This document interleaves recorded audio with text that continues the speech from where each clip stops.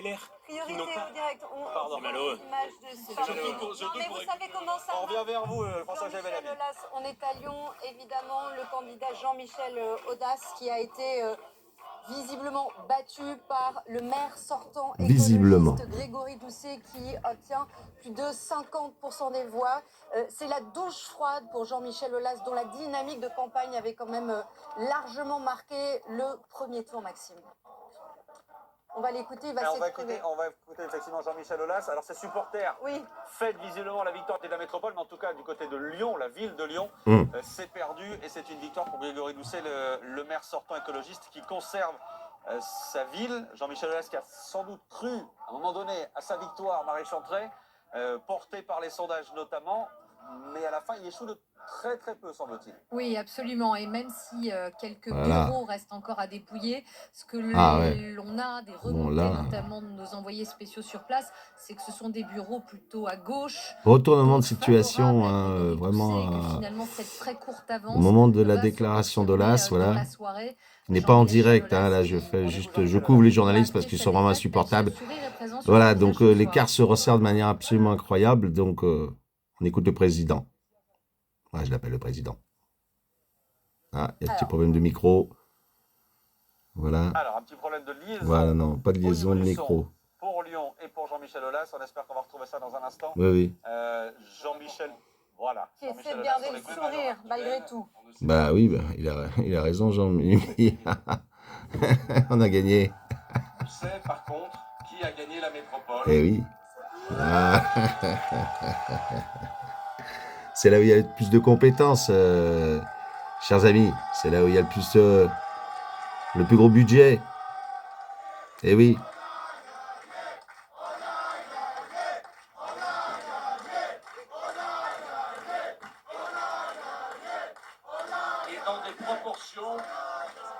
Et dans des proportions incroyables, puisque 10 des circonscriptions de la métropole ont été emportées par Grand Cœur Lyonnais et 3 arrondissements à l'heure actuelle ont été remportés aussi par Cœur Lyonnais dans la ville de Lyon. Alors c'est vrai que M. Doucet en rajoute un peu. Ah ouais, il était ému. Je ne ferai pas le fier. Il n'a pas été capable de sortir un mot 10 minutes. Les résultats tellement il sont était ému. à peu près connus. Allez, regardez la vidéo. Et vous le voyez, ils sont beaucoup plus serrés, non seulement que ceux qui avaient été annoncés par les médias, mais aussi par le maire sortant. Il y a probablement moins de 1000 voix, ou un peu plus de 1500 voix de différence. Et c'est la raison pour laquelle, compte tenu des nombreuses irrégularités qui se sont produites pendant le scrutin, nous avons déposé un recours. Je prends donc acte de l'avance infime de M. Doucet et tiens donc d'ores et déjà officiellement à exprimer mes réserves quant au résultat final du fait de ces très nombreuses irrégularités qui ont été constatées. Je regrette encore plus sur le plan des valeurs cette alliance du deuxième tour avec LFI, car les programmes de ces deux partis sont complètement antinomiques et malheureusement, ce sont les Lyonnaises et les Lyonnais qui risquent, dans les jours qui viennent, de tomber de très haut en étant condamnés à se soumettre, comme partout ailleurs, aux exigences des LFI.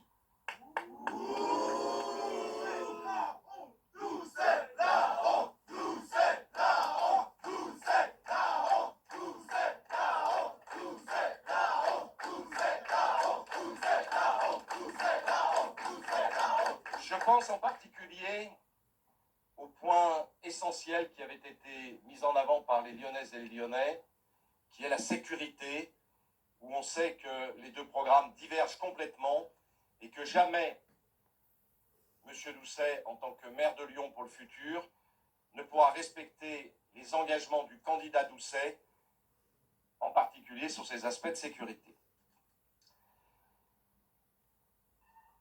Je voudrais tout d'abord aussi vous dire merci, merci à toutes celles et à tous ceux qui nous ont fait confiance. Merci à celles et ceux qui se sont engagés avec Cœur Lyonnais, qui ont donné de leur temps, de leur énergie et de leur conviction. Cœur Lyonnais, ne l'oublions pas, est né il y a peu de temps, de manière beaucoup plus récente que les partis que nous avions à combattre. Cœur Lyonnais est donc né grâce à l'initiative de la société civile et au regroupement des partis du centre-gauche, du centre-droit, de la droite, en excluant sans réserve les extrêmes du début à la fin.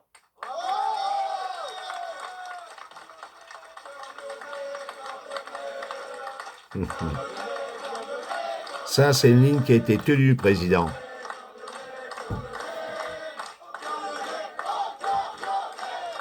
Et je n'ai aucun regret d'avoir refusé toute compromission avec les extrêmes, d'où qu'ils viennent. D'autres ont choisi la division.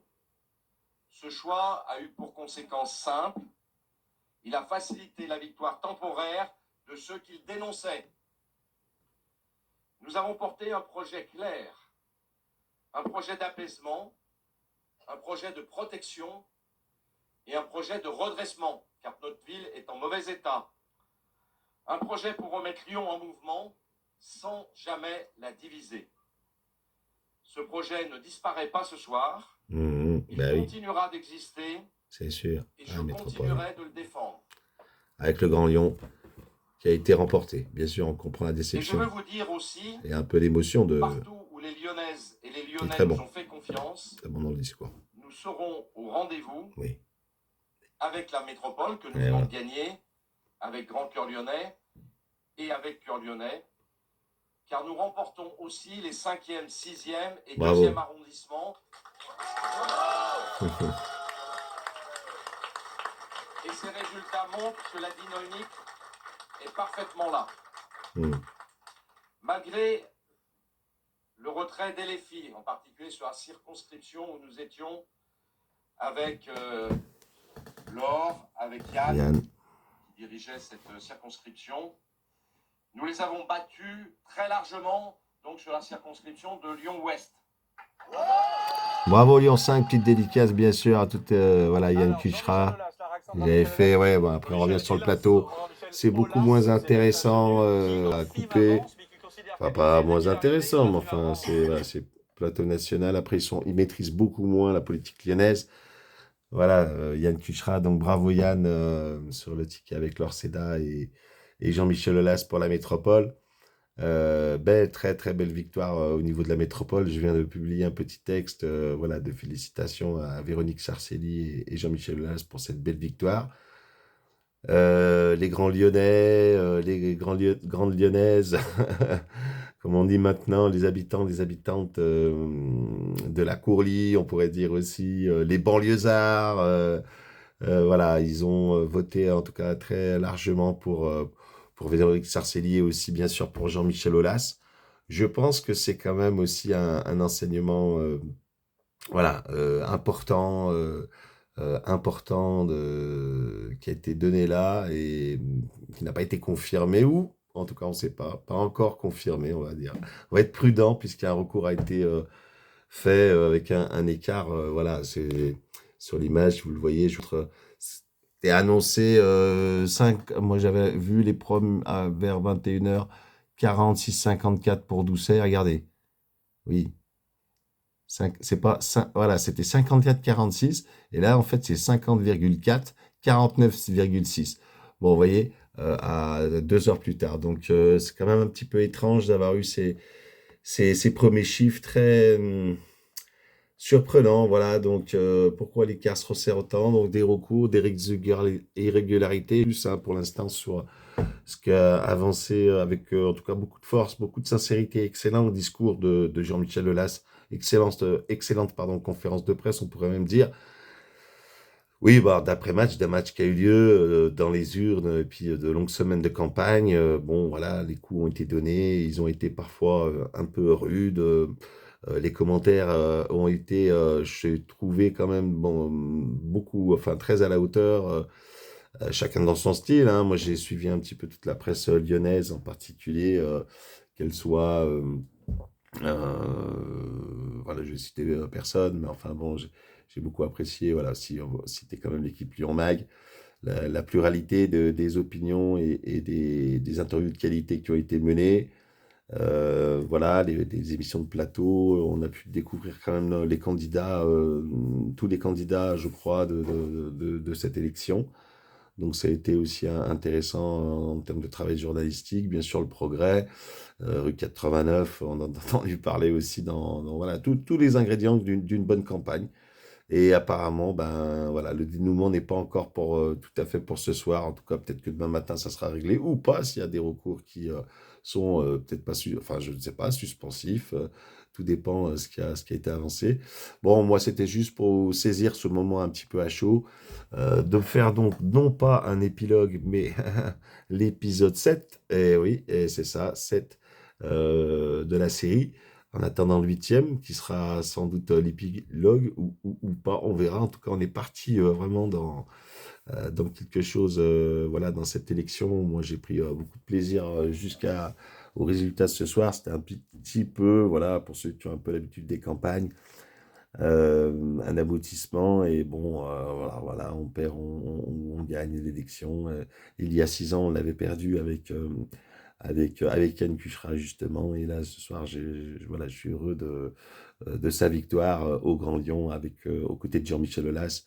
Et voilà, toute cette... voilà, pour moi, c'est aussi beaucoup d'émotions parce que j'aurais aimé voilà, pouvoir être avec vous. Mais bon, j'ai déménagé il y a peu de temps du 5e arrondissement. Donc, j'ai fait un peu par distance et puis par l'intermédiaire de médias, voilà, comme cette chaîne Daron Noir que j'ai lancée.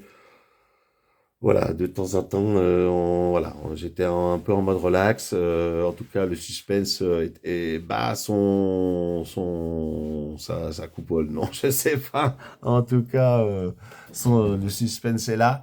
Et on espère vous retrouver très très bientôt pour une prochaine émission d'Art Noir et le dénouement de cette élection municipale 2026 pour, non pas la métropole, mais la ville de Lyon. Ouais, Greg, t'es pas encore, les jeux ne sont pas encore faits.